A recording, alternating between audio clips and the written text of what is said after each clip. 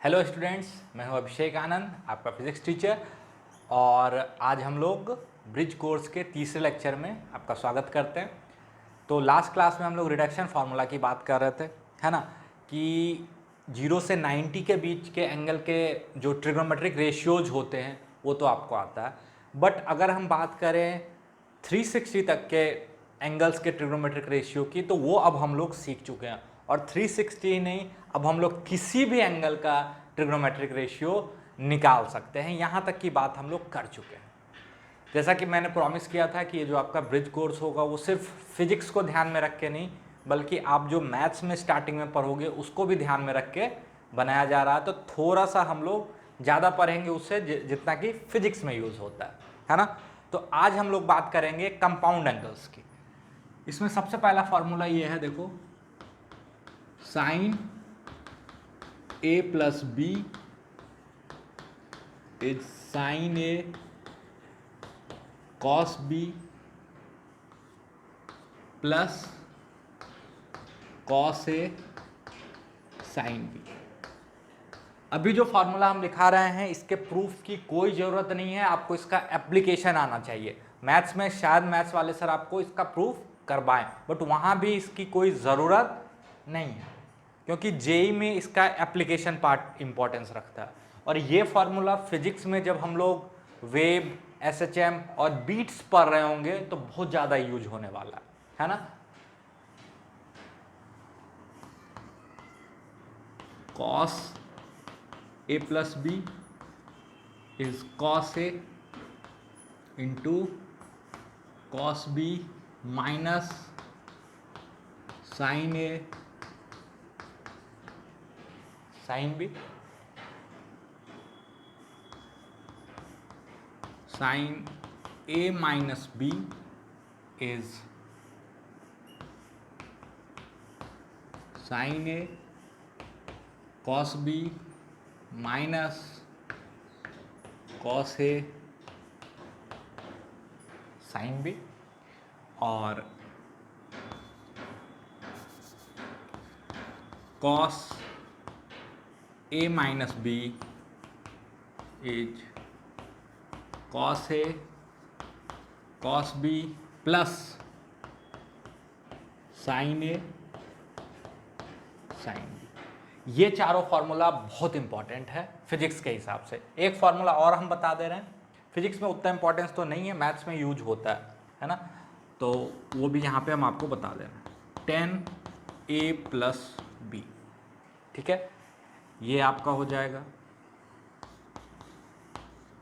10a plus 10b bye 1 minus 10a 10b।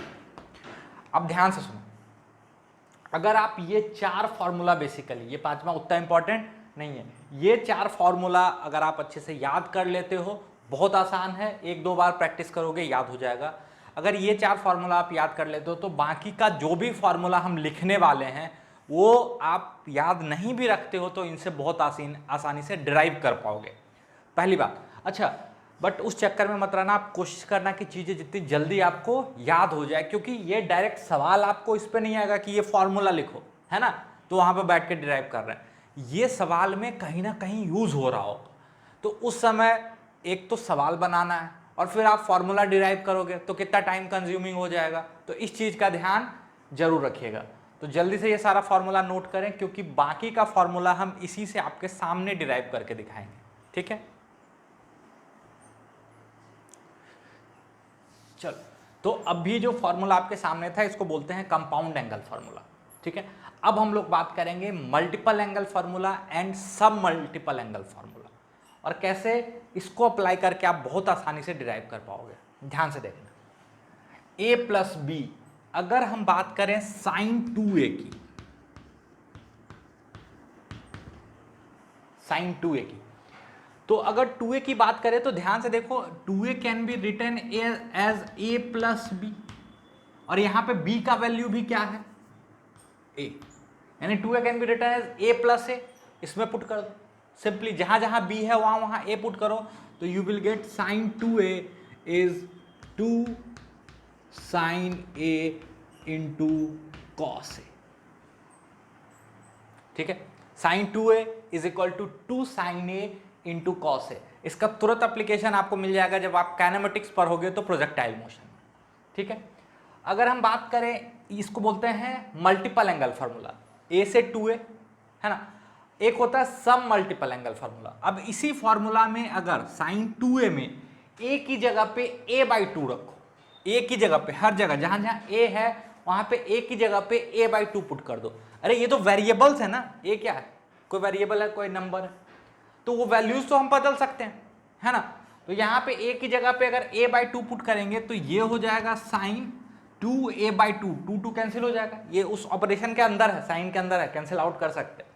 तो ये हो जाएगा sine a is equal to 2 sine a/2 into cos a/2। Basically ये आएगा sine a/2 cos a/2 plus cos a/2 sine a/2, तो twice of sine a/2 cos a/2।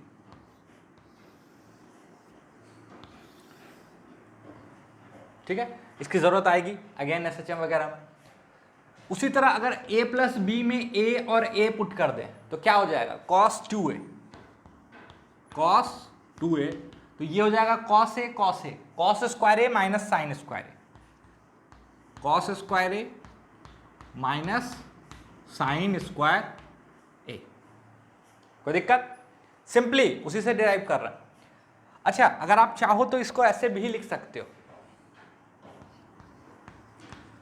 cos 2a, cos square a can be written as 1 minus sin square a. This can be written as 1 minus sin square a minus sin square a, है कि नहीं। तो ये हो जाएगा 1 minus 2 sin square a। कोई दिक्कत, ये हो जाएगा 1 minus 2 sin square a। यहां से अगर आप साइन स्क्वायर ए निकालना चाहो, ये भी बहुत इंपॉर्टेंट है, यूजफुल है, खासकर जब अभी आप इंटीग्रेशन सीखोगे तो, है ना, इंटीग्रेशन में ये काम आने वाला। ठीक है, तो यहां से अगर हम चाहें तो हम लिख सकते हैं sine square A is equal to, इसको इस साइड ले आओ, इसको इस साइड ले जाओ, ये हो जाएगा 1 माइनस कॉस 2a/2। ठीक है, अगेन इसी फॉर्मूला में थोड़ा सा चेंज कर रहे हैं, यहां पे cos square A minus sign square ए है। अब की बार साइन स्क्वायर ए को आप क्या लिख सकते हो, 1 minus cos square A, using identity sine square A plus cos square A equal to 1, sine square theta plus cos square theta equal to 1। देखो यहां पे वही अप्लाई किए, तो ये आपको क्या दे देगा, कॉस 2a। अब साइन को भी कॉस में बदल लेते हैं, तो ये हो जाएगा cos square A minus 1 minus cos square A, bracket में जब आप ओपन करोगे तो ये हो जाएगा cos 2a is equal to 2 cos square A minus 1 होगा, पक्का। अब यहां से इस फॉर्मेट में भी लिख सकते हैं, कॉस स्क्वायर ए का वैल्यू क्या आ जाएगा, cos square A is equal to, ये इस साइड ले आओ, तो cos 2a प्लस 1/2। कोई दिक्कत, ये दोनों बहुत इंपॉर्टेंट फॉर्मूला, काफी यूज होने वाला।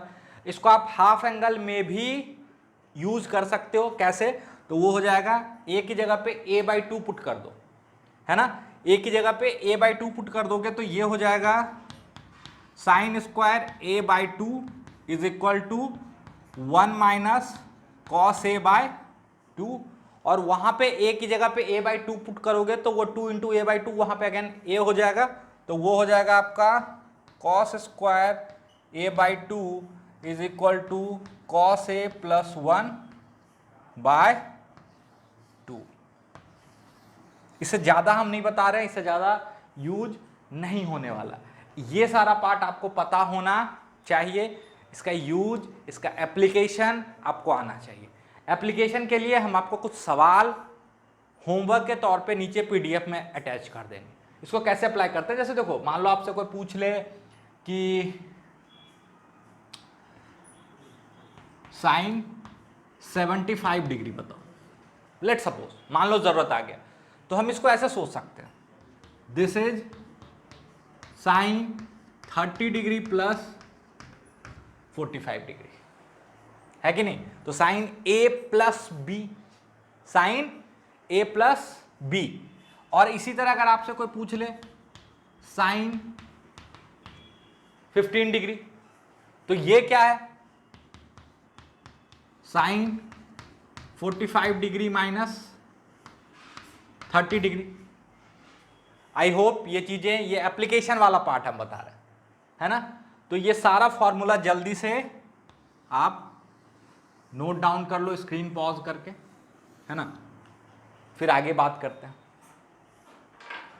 तो ये वाला पार्ट तो ज़्यादा इसमें कुछ सीखने के लिए है नहीं, इसका एप्लीकेशन हम आपको पीडीएफ अटैच कर देंगे, वहाँ से आप देख लेना, है ना? जो डाउट आएगा पूछ लें। थोड़ा सा ग्राफ के बारे में पता होना चाहिए, साइन और कॉस का ग्राफ कैसा होता है, साइन और कॉस का ग्राफ कैसा होता है। तो ग्राफ की बात, या फिर ऐसे करते हैं कि ग्राफ की बात हम लोग जब ग्राफ पढ़ लेंगे तब कर लेते हैं, है ना? तो अभी पहले हम लोग आपको एक बेसिक चीज़ बता देते हैं कि अगर हम बात करते हैं साइन एक्स,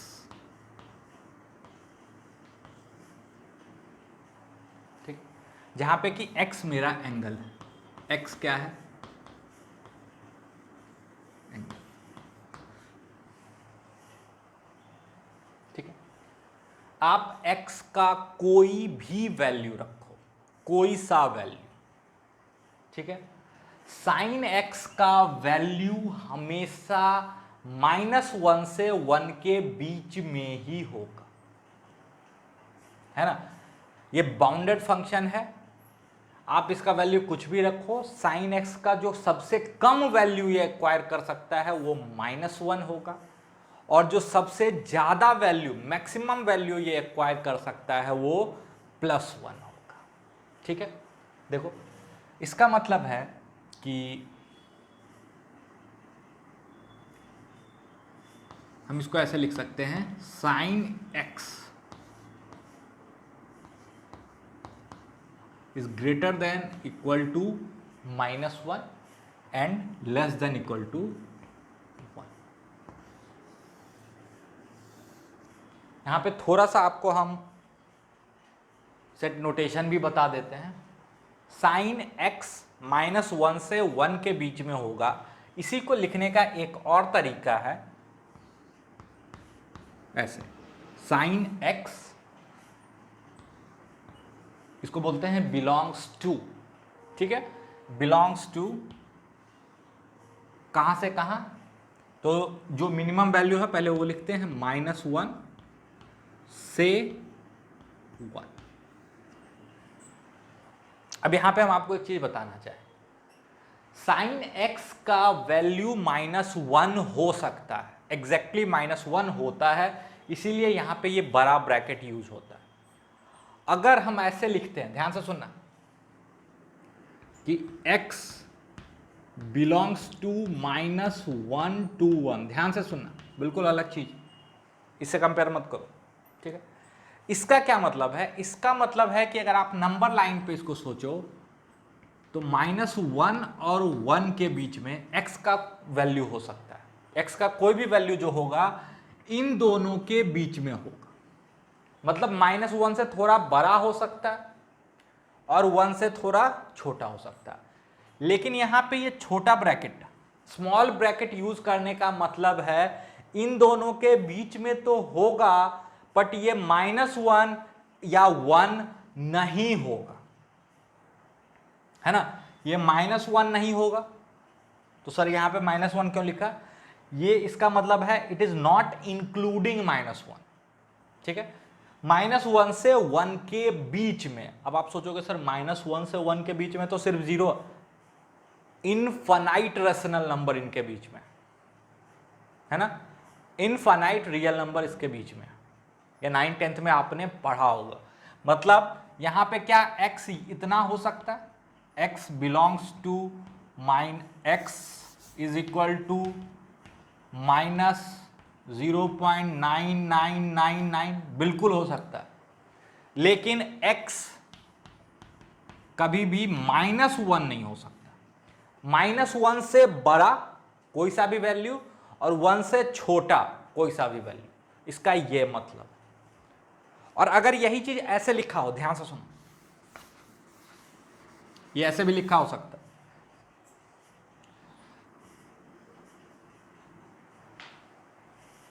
अब इसका क्या मतलब है? इसका मतलब है कि x -1 से 1 के बीच में है, -1 को इंक्लूड नहीं करना है और 1 इंक्लूड किया गया, मतलब x का वैल्यू -1 नहीं है लेकिन x का वैल्यू 1 हो सकता है। समझ में? तो जिस साइड ये बड़ा वाला ब्रैकेट हो उसका मतलब वो इंक्लूडेड है, और अगर छोटा ब्रैकेट यूज किया हो तो वो इंक्लूडेड नहीं है। अच्छा, छोटा ब्रैकेट के जगह पे कभी कभी ऐसे भी यूज होता है, ध्यान से सुनो, जैसे अभी लिखे थे ना, x बिलोंग्स टू -1 to 1, मतलब ना तो -1 इंक्लूड करना है ना तो 1 इंक्लूड करना है, तो इस चीज को ऐसे भी लिखा जाता है, बड़े ब्रैकेट को उल्टा लिख दिया जाता है। ठीक है, ये भी इंक्लूडेड नहीं है और ये भी इंक्लूडेड नहीं है। ठीक है, वो दोनों में से कोई सा भी टर्म इंक्लूडेड नहीं है। ये वाला पार्ट फिजिक्स के लिए उतना इंपॉर्टेंट नहीं है, बट मैथ्स में आप स्टार्टिंग में जो सेट पढ़ोगे वहां बहुत यूज में आने वाला है, तो ये आपको पता होना चाहिए। कोई दिक्कत? तो साइन का वैल्यू, चाहे आप एक्स का कोई सा भी वैल्यू रख लो, इसका वैल्यू कभी भी -1 से छोटा नहीं होगा और 1 से बड़ा नहीं होगा। क्या -1 हो सकता है? बिल्कुल। अगर आपको याद होगा तो 270 पे -1 आया होगा, आप कैलकुलेट करके देखना। और क्या 1 हो सकता है? बिल्कुल, 90 पे 1 आता है ना। लेकिन ये वैल्यू -1 से 1 के बीच में ही होगा, बहुत इंपॉर्टेंट चीज है और इसका कई बार यूज होता है इनइक्वालिटीज में। ठीक है, उसी तरह x का कोई सा भी वैल्यू हो, cos x हमेशा -1 से 1 के बीच में ही होगा, ये वैल्यू भी -1 से 1 के बीच में ही होगा। ठीक है, और इसको आप ऐसे भी लिख सकते हो, cos x -1 1, cos x belongs to -1 and 1। अच्छा, 10x थोड़ा सा इंपॉर्टेंट फंक्शन है, तो 10x का वैल्यू जो होता है ये ऐसे लिखा होता है, -∞ से इंफिनिटी, मतलब ये सारा रियल वैल्यू इंक्लूड कर सकता है। -∞, नंबर लाइन पे इधर है ना, -∞ से इंफिनिटी, सारा रियल वैल्यू ये इंक्लूड कर सकता है। ठीक है, तो ये सब छोटी छोटी सी बातें हैं, लेकिन इंपॉर्टेंट बात है, इसको जल्दी से नोट डाउन करो। फिर हम आपको थोड़ा सा, तो अब हम इन फार्मूलाज का जो अभी पे हम लोग compound angle formula, multiple angle formula, सब मल्टीपल एंगल फार्मूला पढ़े हैं, उनका थोड़ा सा एप्लीकेशन सीखने की कोशिश करते हैं। ऑल्दो ये मैथ्स का पार्ट है, मैथ्स में आपको और अच्छे से सिखाया जाएगा, बट अगेन यहाँ पे हम लोग मैथ्स का भी थोड़ा सा बेसिक कवर करेंगे, है ना। तो मान लो हम पहले इस फॉर्मूला को यूज करना चाहते हैं,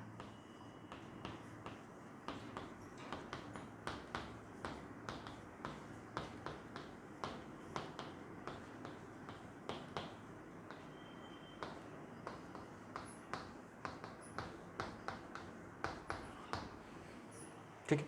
फिजिक्स में इसका यूज वेव में आएगा, बीट्स में आएगा, एसएचएम में आएगा, बट अभी हम यहाँ पे यूज करना चाहते हैं प्योरली मैथमेटिकल तौर पे। ठीक है, अगर हम आपसे पूछ लें साइन 75 डिग्री,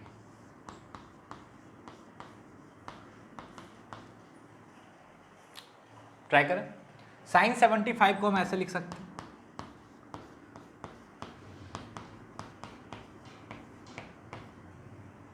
है ना, sine a plus B use करो, सीधा सीधा अप्लाई करना, sine 45 into cos 30 plus cos 45 into sine 30। ठीक है, इसके बाद खुद से ट्राई करो एक बार।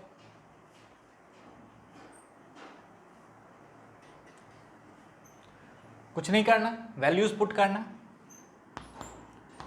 1/√2 इंटू √3/2 प्लस 1/√2 इंटू हाफ, तो ये आ जाएगा आपका 2√2 √3 प्लस 1। ये हो गया आपका साइन 75 डिग्री।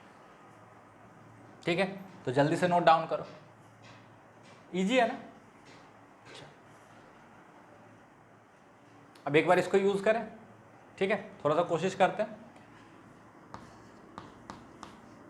ए की जगह पे रख दो 45 और बी की जगह पे रख दो 30।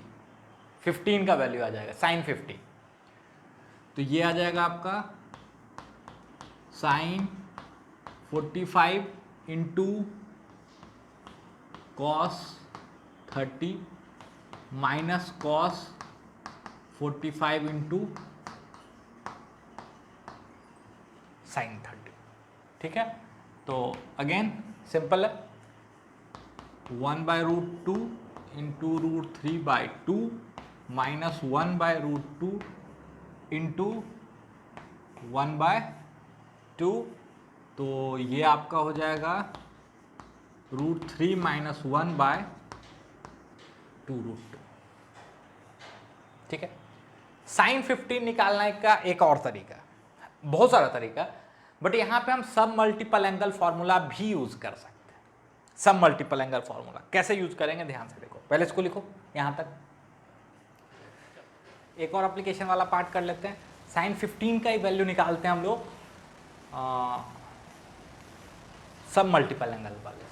ठीक है, तो एक फॉर्मूला आपको ये भी पता है कि साइन स्क्वायर ए बराबर 1 माइनस कॉस 2a/2 है ना, ये फॉर्मूला हम जानते हैं।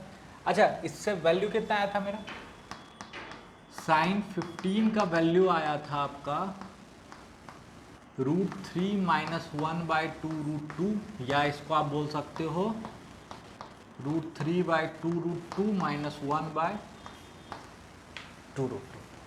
ठीक है, अब इससे हम उसी फॉर्मूला को डिराइव करने की कोशिश करते हैं। कैसे होगा, ध्यान से सुनना। ए की जगह पे 15 डिग्री रखो। ठीक है, तो ये हो जाएगा साइन स्क्वायर 15 डिग्री बराबर 1 माइनस कॉस 30 √3/2 डिवाइडेड बाय 2। थोड़ा सा मैनिपुलेशन करना होगा, वो वैल्यू आ जाएगा, परेशान नहीं हो। अच्छा, इसको हम लिख सकते हैं sine square 15 half minus √3/4, half minus √3/4। Half को हम लिख देते हैं 1/8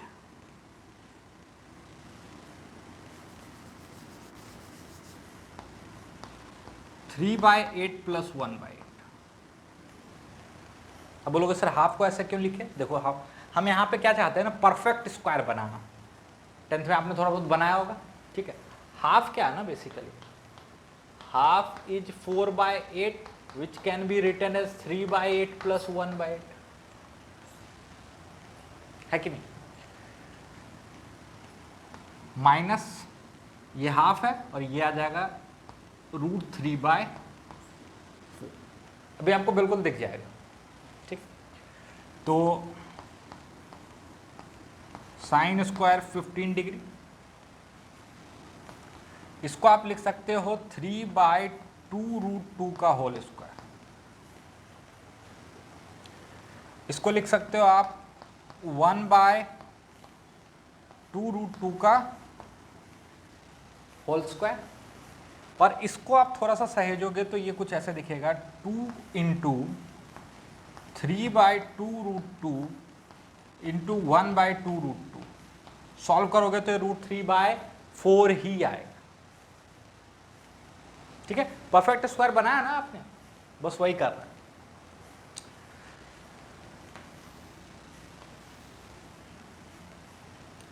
साइन स्क्वायर 15 डिग्री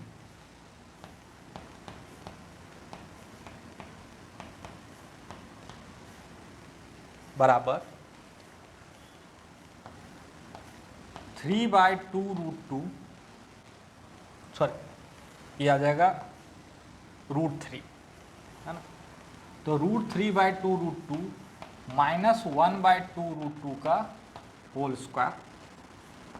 तो साइन 15 बराबर प्लस माइनस, बट हम माइनस वाला ये हटा सकते हैं क्योंकि हमको पता है कि 15 डिग्री फर्स्ट क्वाड्रेंट का एंगल है और फर्स्ट क्वाड्रेंट में साइन पॉजिटिव होता है। तो सिंपली आपका आंसर आ जाएगा √3 माइनस 1/2√2, है ना। तो ऐसे ही एप्लीकेशन पार्ट हम लोग धीरे धीरे साथ में करते रहेंगे और कुछ होमवर्क आपको दे देंगे। ठीक है, अब हम लोग आगे चलते हैं कि इंपॉर्टेंट पार्ट ग्राफ, जिसकी बस कहानी आज शुरू करेंगे, है ना। बाकी सारी बातें अगले लेक्चर में करेंगे। अब बहुत इंपॉर्टेंट पार्ट आने वाला है जो कि फिजिक्स में भी उतना ही इंपॉर्टेंट है जितना मैथ्स में। ग्राफ फिजिक्स में बहुत इंपॉर्टेंट है। आप बोलोगे कि सर ग्राफ बहुत इंपॉर्टेंट कैसे है? 9th-10th में तो बहुत ज़्यादा ग्राफ नहीं आता, लेकिन जब 11th-12th में आप पढ़ाई करोगे और जेई का कई सवाल ऐसा है जो आप अगर न्यूमेरिकली सॉल्व करोगे तो वो काफ़ी लंबा जाएगा, बट अगर ग्राफ से सॉल्व करोगे तो ऐसे बन जाता है। तो आपको ग्राफ का नॉलेज होना बहुत इंपॉर्टेंट है, बहुत इंपॉर्टेंट। ठीक है, तो हम ग्राफ पे बात करें। ठीक है, ग्राफ है क्या? ग्राफ से पहले थोड़ा सा फंक्शन का चर्चा यहां पे करते हैं, फिर आगे फंक्शन की बात हम करेंगे।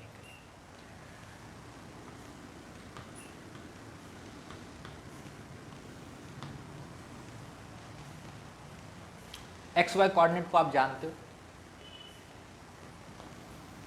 X axis Y axis.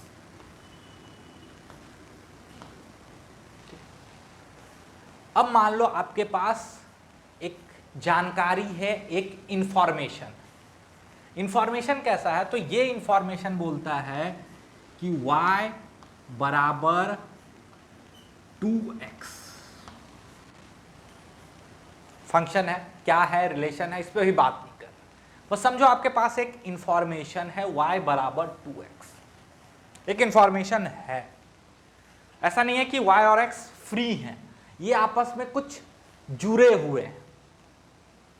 एक तरीका है ना जोड़ने का कि x का जो भी वैल्यू होगा y उसका ट्वाइस वैल्यू अचीव करेगा, x का जो भी वैल्यू होगा y उसका ट्वाइस वैल्यू अचीव करेगा। अब इस चीज को जब आप यहां पॉइंट वाइज प्लॉट करने की कोशिश करोगे तो आपको कुछ ऐसे दिखेगा कि अगर x में 1 चलते हैं तो y में 2 चलना होगा, यानी अगर x का वैल्यू 1 लेते हैं तो y का वैल्यू 2 लेना होगा, यानी कुछ ऐसा पॉइंट होगा 1,2। अगर x का वैल्यू हाफ लेते हैं तो y का वैल्यू 1 हो जाएगा।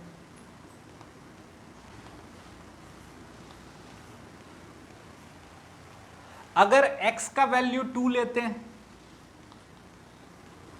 तो y का वैल्यू 4 हो जाएगा।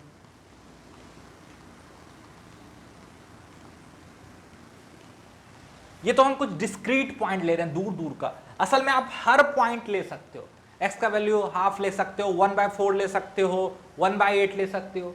और जब आप उन सारे पॉइंट्स को जोड़ोगे तो यहां पे इस केस में आपको एक स्ट्रेट लाइन मिलेगी। जब आप उन सारे कर्व्स को, जितना ज्यादा पॉइंट आप लोगे उतना ज्यादा स्मूथ कर्व आपको मिलेगा, और जब आप उन सारे पॉइंट्स को एक स्मूथ कर्व से जोड़ोगे तो you will get a straight line. ठीक है। इसी तरह और सिंपल सा एग्जांपल देते हैं। ये क्या है? एक ग्राफ है। ये स्ट्रेट लाइन क्या है? ग्राफ है। आपने जो पढ़ा है बस उसको यूज कर। ऐसा ही एक ग्राफ आपने और पढ़ा होगा, y बराबर एक्स स्क्वायर। आप यहां पे जब सारे पॉइंट प्लॉट करते हो, ढेर सारे पॉइंट, तो ये कुछ ऐसा कर्व मिलता है।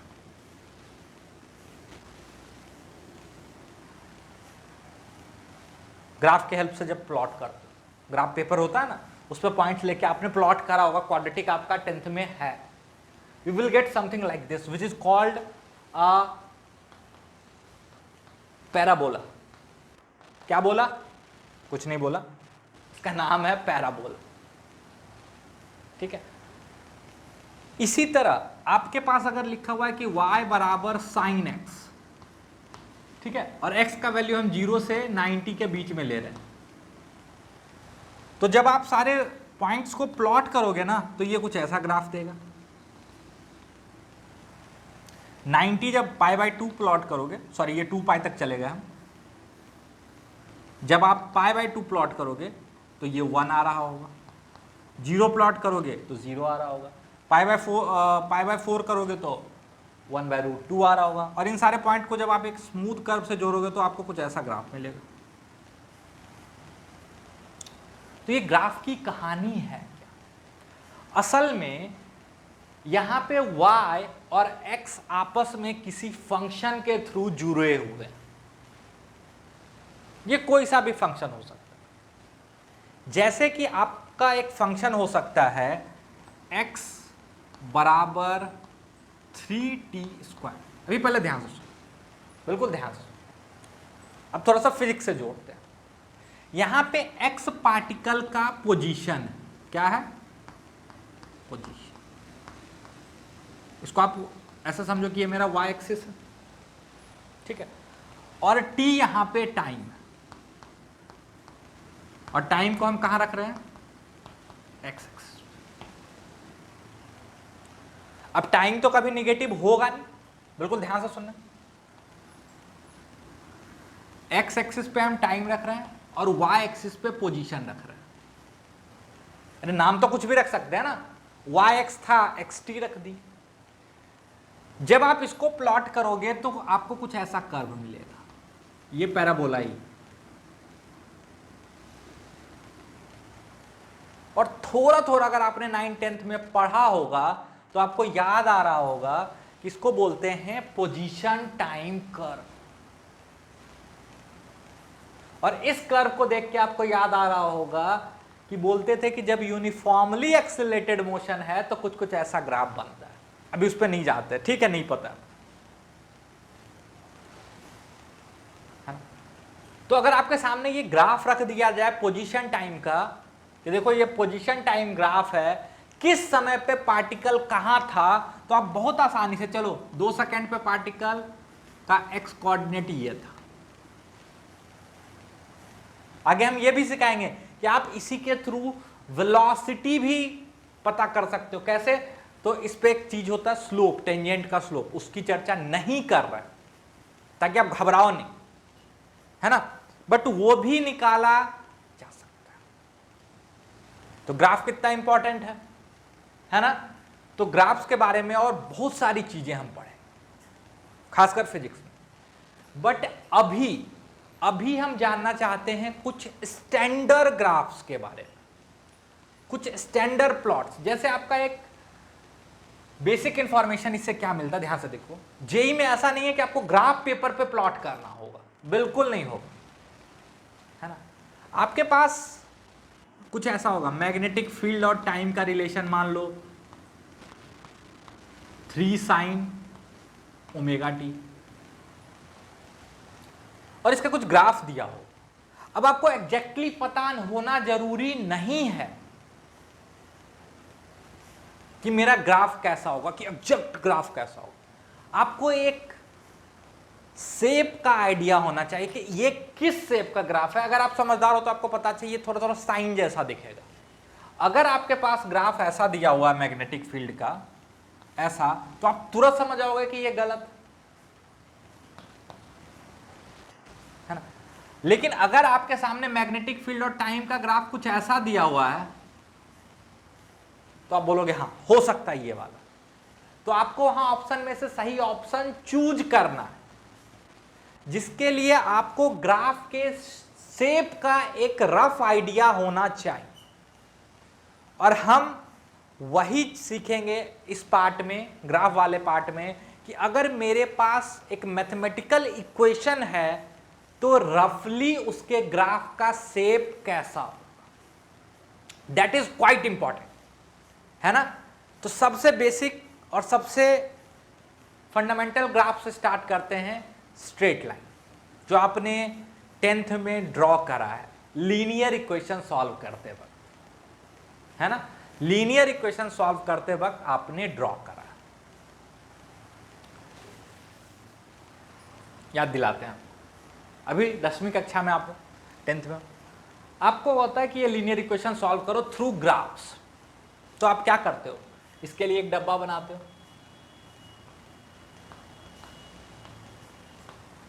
इसके लिए कुछ x का वैल्यू चूज करते हो, उसके रिस्पेक्ट में y का वैल्यू आता है, फिर आप इसको प्लॉट करते हो तो आपको कुछ ऐसा मान लो स्ट्रेट लाइन मिल जाता है, ठीक। जब आप इसको प्लॉट करते हो, उसी तरह जब आप इसके लिए एक डब्बा बनाते हो और इसके लिए एक्स वाई प्लॉट करते हो, तो इसको भी जोड़ने पे एक अलग स्ट्रेट लाइन आ जाता है, मान लो कुछ ऐसा आ गया ना। क्या करते हो अभी वो बताते हो। और आप बोलते हो कि अगर ये दोनों स्ट्रेट लाइन यहां पे मिल रहा है तो ये पॉइंट इस दोनों लीनियर इक्वेशन का सॉल्यूशन। हाँ सर अच्छी बात, बट मेरा ये समझाने में कोई इंटरेस्ट नहीं। मेरा इंटरेस्ट है कि अगर आप लॉजिकली सोचो, यहां पे x और y में जो रिलेशन है वो लीनियर है। लीनियर मतलब मैक्सिमम पावर क्या है, 1। और जब इस लीनियर रिलेशन को हम प्लॉट करते हैं, इसका अलग अलग एक्स वाई कोऑर्डिनेट्स ढूंढ के जब प्लॉट करते हैं तो क्या बन रहा है, स्ट्रेट लाइन। क्या बन रहा है, स्ट्रेट लाइन। उसी तरह ये भी एक लीनियर रिलेशन, एक्स और वाई में आपस में कैसे जुड़े हुए हैं, लीनियरली। तो इसको भी प्लॉट करने पे क्या आता है, एक स्ट्रेट लाइन। इसका मतलब जब भी मेरे पास इस फॉर्म का इक्वेशन होगा, A X plus B Y is equal to C, ध्यान से सुनना,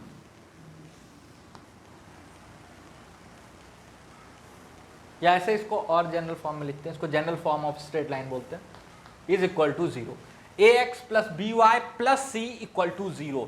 जब भी इस फॉर्म का इक्वेशन होगा, ये 100% एक स्ट्रेट लाइन होगा, जहां पे ए और बी रियल नंबर्स हैं और दोनों एक साथ 0 नहीं हो सकते, साइमल्टेनियसली एक 0 हो सकता है। यानी आपके पास ऐसा इक्वेशन हो सकता है, B Y minus C equal to 0, है ना, बट दोनों साइमल्टेनियसली एक साथ 0 नहीं हो सकते। तो जब भी x और y में ऐसा रिलेशन होगा, x y आपस में ऐसे कुछ जुड़े होंगे, ध्यान से सुनना,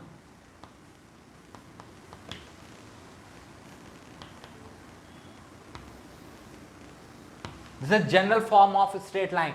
जब भी x y में लीनियर रिलेशन होगा तो वो हमेशा हमेशा हमेशा एक स्ट्रेट लाइन को रिप्रेजेंट करेंगे, पक्का।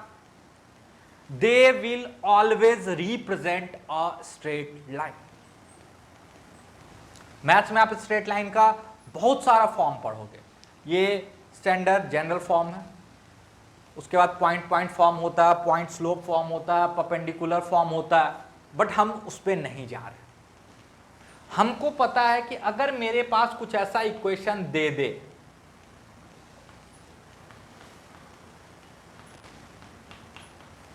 तो ये वाला स्ट्रेट लाइन रफली कैसा दिख रहा होगा।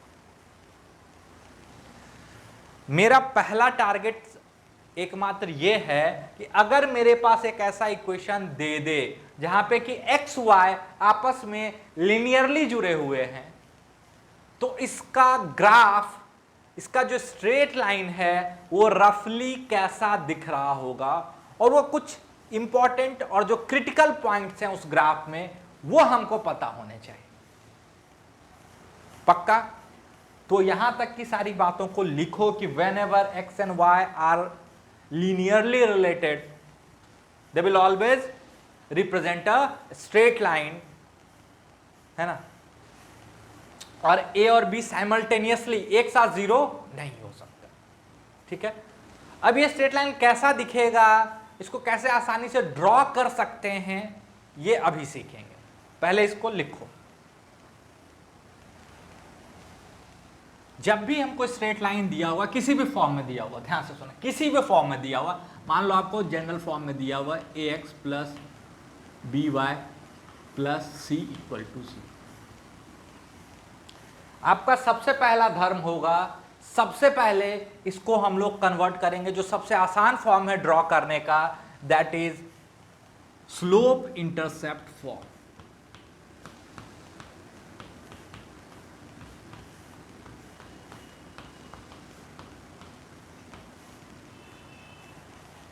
मेरा सबसे पहला काम होगा कि किसी भी फॉर्म में दिया हुआ हो इसको हम ऐसे कन्वर्ट करेंगे, y बराबर mx plus C.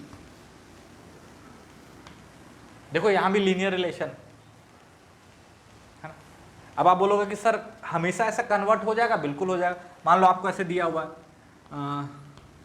2x minus 3y plus 4 equal to 0, तो हम 3y को उधर ले जा रहे हैं, 3y is equal to 2x plus 4, 3 से डिवाइड कर दो, y is equal to 2/3x plus 4। ये आपका m हो गया और ये आपका c हो गया। ये m और ये c क्या है उस पर चर्चा करें, पहले कन्वर्ट करना आपको आना चाहिए। आपको ऐसे दिया हुआ, मान लो 8x minus 9y plus 27 equal to 0। खुद से ट्राई करो जल्दी से, बिल्कुल फालतू है, टाइम पास है, लेकिन करो, आपको कॉन्फिडेंस आना चाहिए। तो आप इसको ऐसे लिख सकते हो y बराबर 8/9 x प्लस 27, ये आपका हो गया m, ये आपका हो गया c। y equal to M X plus C, हम हमेशा सबसे पहले इस फॉर्मेट में कन्वर्ट करेंगे, y equal to M X plus C. यहां पे c कहलाता है y इंटरसेप्ट। सब पे अलग अलग हम चर्चा करेंगे, परेशान नहीं होना है, बिल्कुल बेसिक से चलेंगे, सब कुछ बताएंगे आपको डिटेल में कि y इंटरसेप्ट क्या होता है। और m को बोलते हैं स्लोप। m को क्या बोलते हैं? स्लोप। कोई दिक्कत?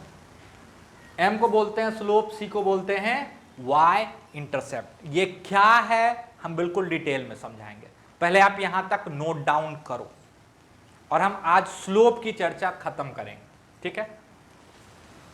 लिखो यहां, slope of a straight line, ठीक है। मेरी पहली बात ध्यान से सुनो, हम ये नहीं बोल रहे हैं कि हम जो तरीका बता रहे हैं वो एकमात्र तरीका है। अगेन ये मत बोलना कि मास्टर बोला अच्छा ये जो बताया वही सही है बाकी सब गलत, बिल्कुल नहीं। हम जो तरीका बता रहे हैं वो एकमात्र तरीका नहीं है, बहुत सारे तरीके।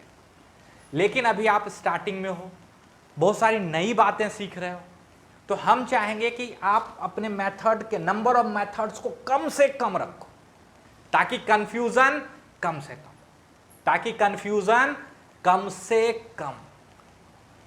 कोई दिक्कत? तो यहां पे हम जो भी मेजरमेंट लेंगे, ध्यान से सुनना, वो एंटी क्लॉकवाइज डायरेक्शन में लेंगे।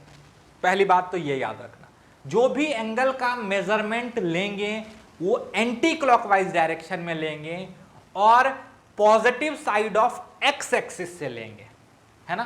तो ये लिख लो, all angles measured in anticlockwise sense. इससे क्या होगा, हमको पता होगा हम जो एंगल मेजर कर रहे हैं वो पॉजिटिव एंगल है, ठीक है। दूसरा, रेफरेंस लाइन जो होगा मेरा, अरे एंगल मेजर करने के लिए एक रेफरेंस लाइन होना चाहिए ना, तो कोई कंफ्यूजन नहीं हो तो हम जो रेफरेंस लाइन यूज करेंगे, reference line is positive side of X axis. Side क्यों बोल रहे हैं इस पे भी बात करें। कोई दिक्कत? कोई दिक्कत? तो पहले हम सीखेंगे कि कोई स्ट्रेट लाइन एक्स एक्सिस से कितना एंगल बना रहा है और फिर उसके स्लोप को डिफाइन करें।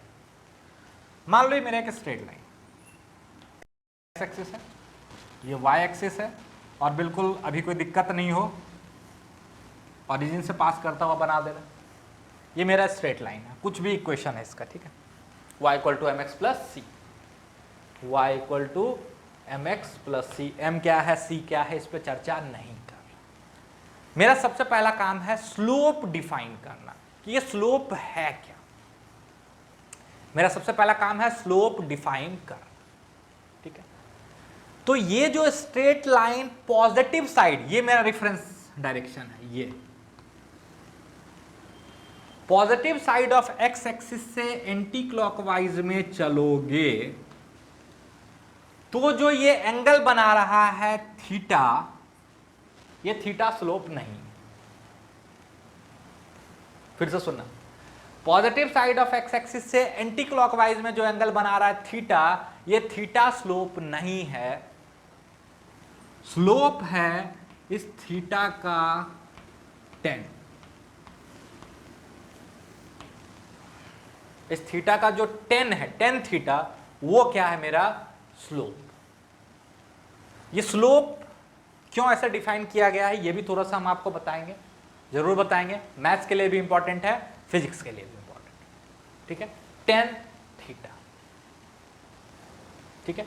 मतलब अगर मेरा स्ट्रेट लाइन, ध्यान से सुनना, ऐसे कुछ है, ऐसे भी हो सकता है, ये मेरा एक्स एक्सिस, ये वाई एक्सिस। अब बोलोगे कि सर पॉजिटिव साइड, हाँ बिल्कुल, अभी भी ये मेरा रेफरेंस लाइन है, ऐसे पॉजिटिव साइड की तरफ, ठीक है। यहां से एंटी क्लॉकवाइज में चलो, चले। मान लो ये एंगल बना रहा है 45 डिग्री। क्या एंगल बना रहा है? 45 डिग्री। तो इस लाइन का जो स्लोप है, इस लाइन का जो m है, स्लोप है, ये हो जाएगा 10 45 डिग्री, दैट इज 1। कोई दिक्कत? मान लो एक स्ट्रेट लाइन है, ऐसे है कुछ, ठीक है, और दिया हुआ है कि ये एंगल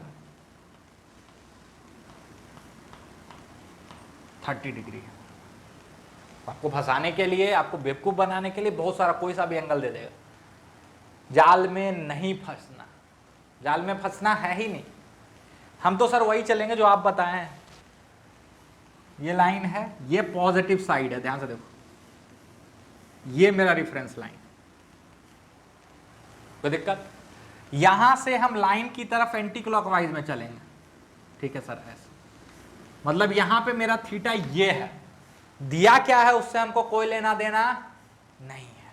अगर ये 30 तो ये 30, ये 60, मतलब यहां पे थीटा का वैल्यू आपका 60 है, तो आपका स्लोप है 1060 एंड दिस इज √3। कोई दिक्कत? कोई दिक्कत? लाइन पॉजिटिव एक्स एक्सिस के साइड है कि नहीं है, उससे घबराने वाली कोई बात नहीं है। हमेशा देखो लाइन यहाँ कट कर रहा है एक्स एक्सिस को, वहां से पॉजिटिव साइड में आपका रेफरेंस लाइन हो गया। हमेशा कंफ्यूजन है ही नहीं, कोई कंफ्यूजन नहीं। अच्छा ये मत सोचना कि ये एकमात्र तरीका है, लेकिन अभी आपके लिए ये एकमात्र तरीका, फालतू का दिमाग लगाने की कोई जरूरत नहीं। बात समझ में आ रही है?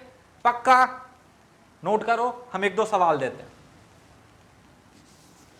जैसे देखो अगर ऐसे बना हुआ एक्स वाई और एक लाइन ऐसे, ठीक है, और बोल रहा है कि ये एंगल 45 डिग्री ये वाला।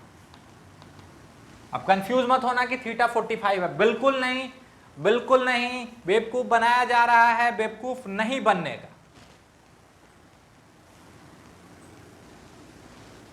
ये मेरा रेफरेंस लाइन, भूल जाओ वाई एक्सिस दिख रहा है, परेशान होने की जरूरत नहीं।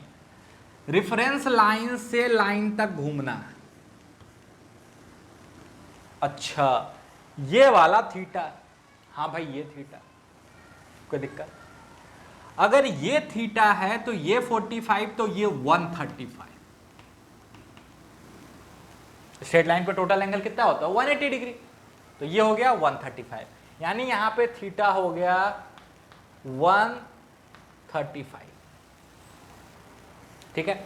सेकेंड क्वाड्रेंट का एंगल है तो टेन थीटा कल ही सीखे हैं, 10 90 प्लस 45 माइनस कॉट 45 माइनस 1।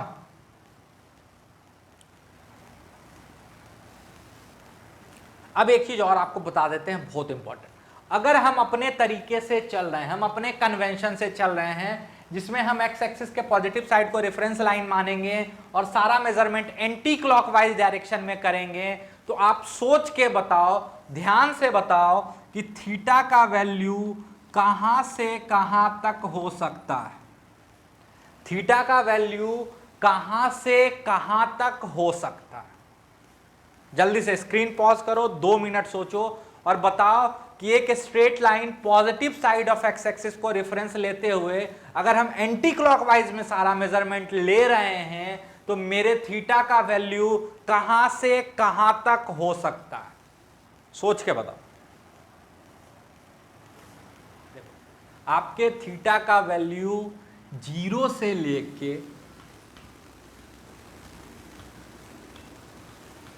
180 के बीच में कुछ भी हो सकता है।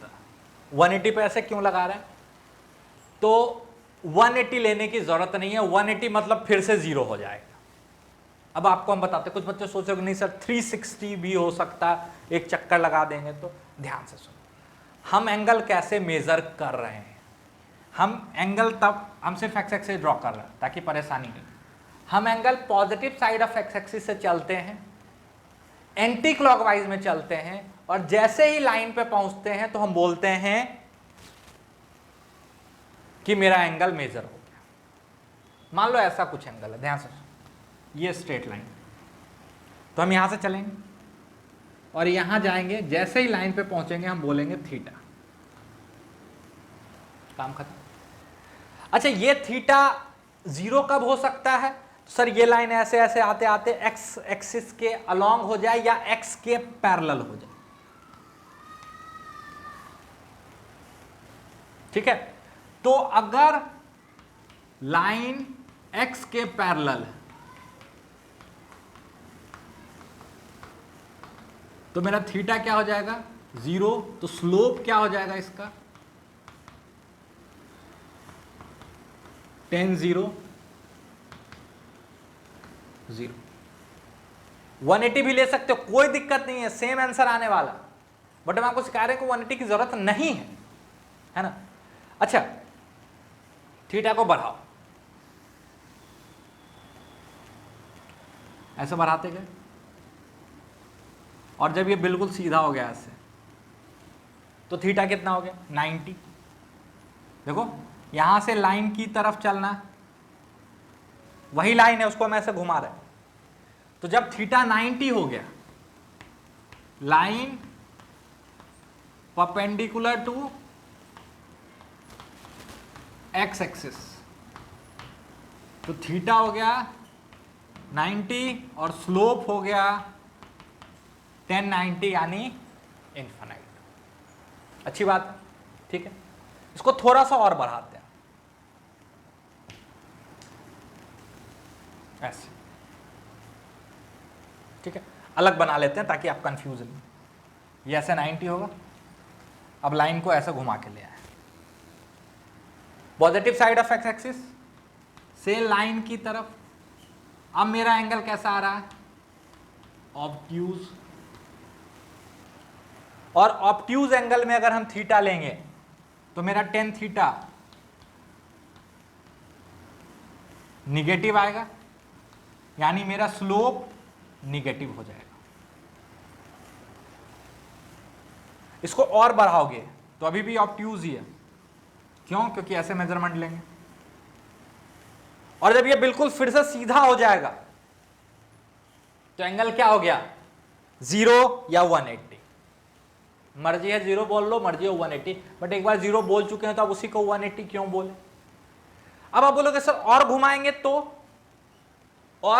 तो मान लो ऐसे लाइन हो गया, ये मेरा एक्स एक्सिस था, लाइन ऐसे हो चुका है, इसको और घुमाए तो ये 0 हो गया।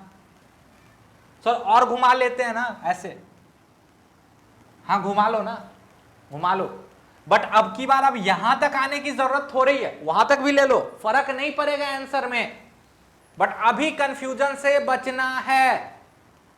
तो देखो ना, यहां से चले, लाइन यहीं मिल गया हमको, फिर से थीटा रिपीट होने लगेगा, यानी हम आपको बार बार बोल रहे हैं कि हम अगर अपने कन्वेंशन को फॉलो करते हुए एंगल मेजर कर रहे हैं, हम अपने कन्वेंशन को फॉलो करते हुए एंगल मेजर कर रहे हैं, तो मेरे एंगल का वैल्यू 0 से लेके 180 के बीच में ही आएगा, जहां पे कि 180 लेने की जरूरत भी नहीं है।